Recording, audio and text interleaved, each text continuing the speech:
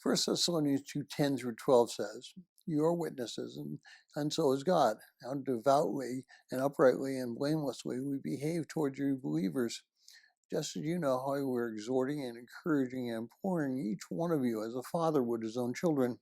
So you should walk in a manner that's worthy of the God who calls you into his own kingdom and his glory.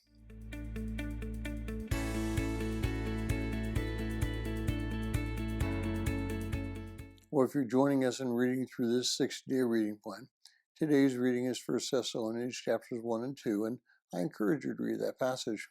Now, I was recently read that Francis Chan, a successful pastor and author who was just decided that God wanted to be a missionary in Hong Kong.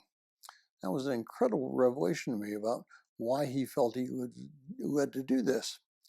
Now, you can read about his decision by clicking on the following link if you're reading this, or clicking on the link below. Why would Francis Chan do such a thing as he's planning to do?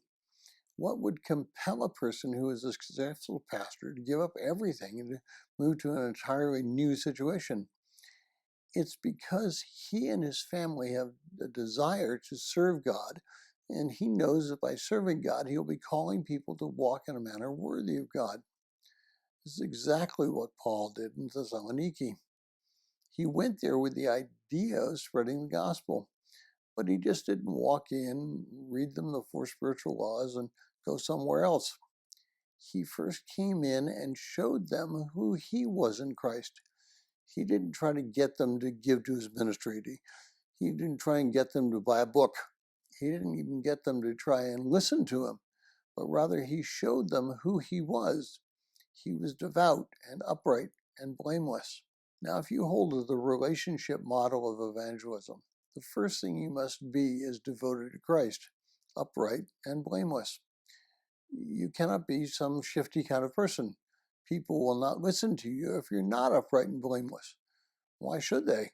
They're not upright and blameless, so you're just like them. Why would anybody listen to somebody who is just like them? Next, you must love the person as a parent loves a child. A loving parent nurtures the child. A loving parent helps the child to understand a difficult thing. A loving parent understands that a child is going to make mistakes, and so he or she corrects them with love and with patience. And that's exactly how Paul treated the Thessalonian church. He didn't hang over them with his head and speak scriptures to them and bang them across the head with them. He loved them so much in such a way that they desired to hear the gospel and they desired to learn. Now, because the culture in the United States has changed and most people no longer have an understanding of any God or God in himself, we cannot treat them in the same way we did 50 years ago. We must approach them in a completely different way. We must approach them in love, in compassion, honesty, and in a lifestyle that makes them desirous to find out more about us.